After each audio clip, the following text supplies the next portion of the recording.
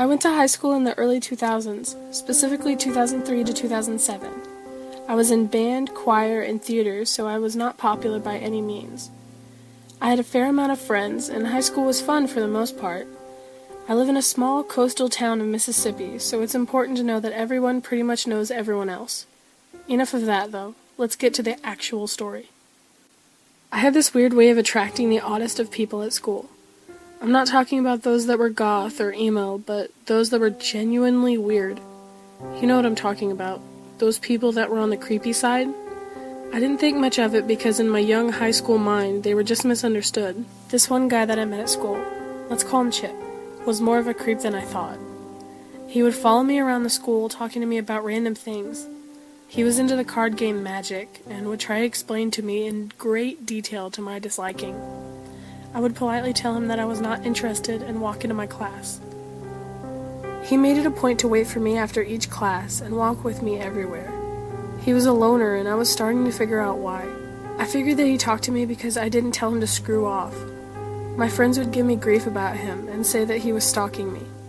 I would laugh it off and say he was just a weird guy that didn't know better. To give a little backstory to this, I was pretty awkward looking in my freshman and part of my sophomore years of high school. I'm tall. 5'9" to be exact, and during that time I was having growth spurts. I was super skinny and had boobs way too big for my tiny frame. I had not grown into myself just yet. Okay, back to the story. He would tell me every day that I was the most beautiful person he had ever seen and wanted to be with me. I wasn't allowed to date at the time, so I would tell him that my parents weren't allowing me to date just yet. He told me that he would wait for me and that we would be together one day. I just brushed it off like I always did, not thinking anything of it. Fast forward to my junior year of high school. I had finally filled out. I'm still slender, but I was finally getting some curves. I was driving home from school with my little sister in the truck with me. I had a red 1997 Ford Ranger XLT.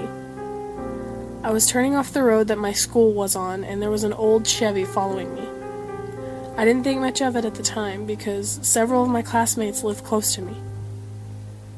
There were a couple of main roads in my hometown, Highway 90, which is the beach highway, and Railroad. They run parallel to each other. We were driving down Railroad to our street, and the old Chevy truck was getting closer to us. It freaked my sister out, but I assured her that it wasn't anything to worry about. We pulled onto our street and into our driveway, and the truck passed us. My sister and I shook it off and walked inside. A few days later, we were pulling into our driveway after school, and Chip was sitting on our front step.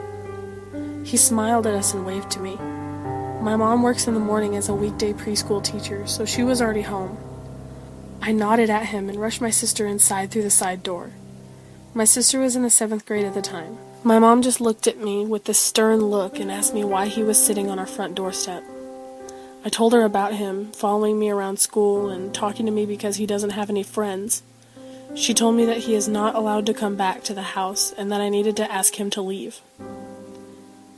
I told her that I would, and I walked outside.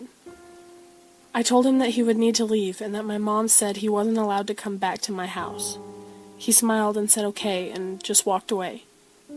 I got a really creepy feeling about him from then on out. As usual, he would follow me around school every day.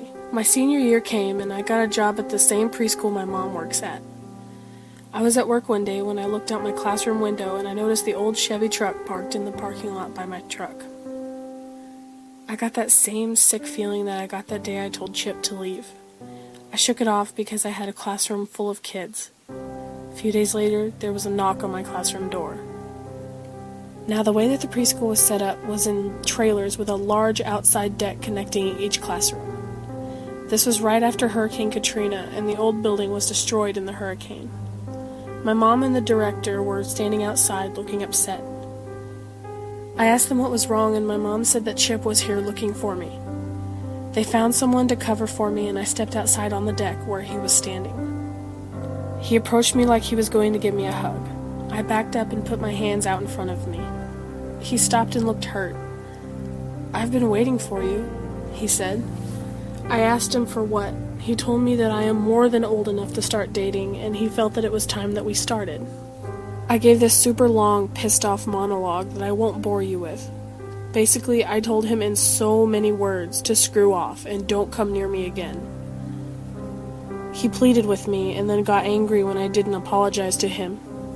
I stood my ground and he finally left. That was a huge mistake. I broke down and cried. I was crying so hard that I didn't realize that I had literally hit the deck. My mom took me into the office building and called the police. I relayed the conversation to them, and when they arrived, they took me to the station to give a formal statement and to have a restraining order put against him. I thought that this would be the end of it. I was wrong. A few years later, I have since graduated from high school and junior college. I was starting my first year at a 4-year university. I was also working for an HVAC company as the office manager. Our office was in a modular home. My office was to the left of the door, and there was a window in front of me letting me see who would walk into the door. The restraining order had been lifted because it was only for a couple of years. I was hoping that he had gotten the message and would leave me alone. I was in the office and I heard the door open. I was working on something in QuickBooks and politely said, "I'll be with you in a moment." I finished what I was doing and looked up. I felt the blood drain from my face. It was Chip. I stared at him in horror. My boss had a shotgun in my office in case someone tried to break in and harm me when I was alone. I happened to be alone at the time. I also had my boss's Belgian Malinois, Sam, with me as well. Sam would greet me every morning and would stay by my side all day. He was 2 at the time. He sat up and growled at Chip and got closer to me. I asked him what he wanted. He stood in the small foyer and smiled. "I'm still waiting for you." He turned around and walked out. Sam barked at him and whined when the door slammed shut. I called my boss and told him what happened. He rushed back to the office and made sure I was okay. I told him that I was, and was thankful that Sam was with me. At the time, I was living with my boyfriend, now husband, and told him what happened. My boss told me that I could have Sam as my dog as long as I brought him to work with me every day. I thanked him because Sam had become really attached to me. I brought Sam home with me and still have him to this day. My boss's other dog had puppies. She was a pit bull, and my boss gave me one of her puppies. We named him Breezy, and he and Sam are best friends. I left the company after I was offered a job in the town I live in now. My boss told me that Sam was mine to keep, and I was grateful for that. Fast forward to a year. That last bit was in 2012 or 2013. My boyfriend and I are now married. The wedding was beautiful, and we have been happily married. I'm still at the job that I left my previous job for. I was leaving work one evening. It was early December 2014, so it was dark out when I left. My boss knew my former boss and lets me bring Sam with me to work. It's a small office that does exotic car repair. I was in the office by myself most of the time, but the garage was connected to the office. As I was leaving, Sam stopped and started barking and growling at something in the shadows by the office building. That was the last thing I remember. I woke up in the middle of an abandoned park. It used to be a popular park where families would bring their kids to play on the swing sets. It was privately owned, and the man who owned it died, so it became abandoned. I couldn't tell where I was because it was dark. I couldn't find my phone or purse. I saw something moving in the distance. I realized that I was tied to the old swing set pole. The figure got closer and I could see who it was. It was Chip. I screamed, but he rushed over and covered my mouth with his hands. I stared at him in horror. "I waited for you," he said. My eyes got wide. I waited and waited and waited, but you never came to me. That upsets me. By this time, he had let my mouth go and had turned his back to me. I wriggled my hands a bit to see if I could get free. I couldn't get my hands free, but I noticed that the pole wiggled. He still had his back turned to me and was talking nonsense. I don't remember what he said because that's when my adrenaline kicked in.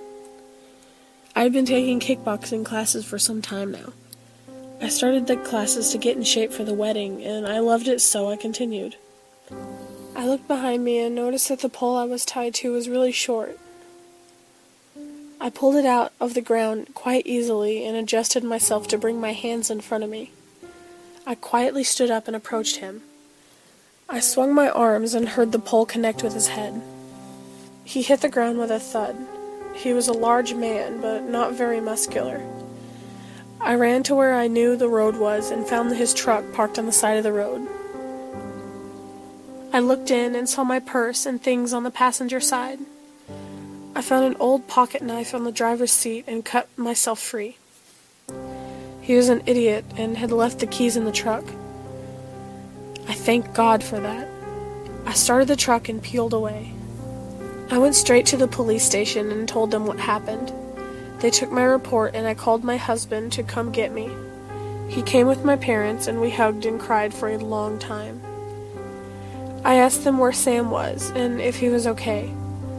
Apparently, when I blacked out, Sam attacked the guy and he beat him pretty badly. My boss found him and called my husband after he couldn't find me. They had taken Sam to the local vet ER. He was badly hurt but survived. The police went to the site where I was and they couldn't find him. He had disappeared. Fast forward to Valentine's Day 2015.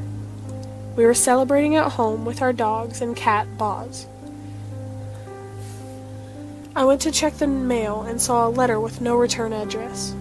I walked inside and opened it, and there was a small piece of paper that read, "I'll be waiting for you." I dropped the note and cried. We took it to the police to add it to my case file. 2016 came and went without issue, until Christmas. I was getting ready to go to my parents' house while my husband was putting the presents in the car.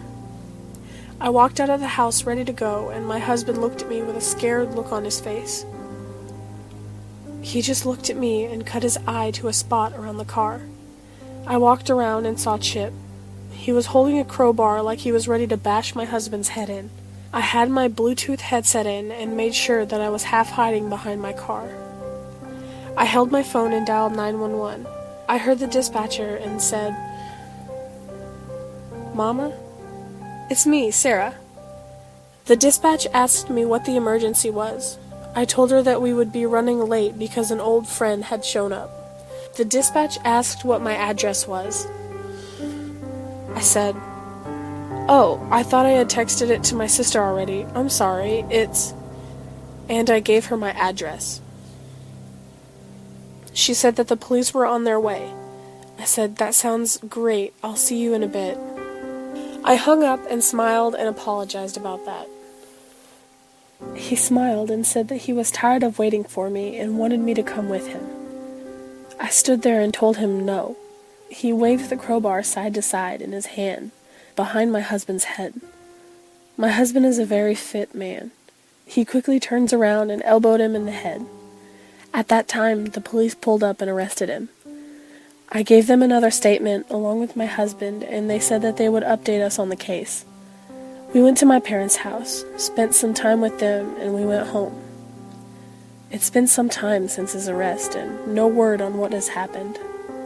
I keep looking over my shoulder and fear that he will be there. Sam doesn't leave my side. He goes with me everywhere that dogs are allowed. If Sam can't go, my husband does. I don't know what will happen, but I want to move on with my life. Maybe one day I'll be able to. I remember what he said when they put him in the police car. "I'm still waiting for you. I will always be waiting for you."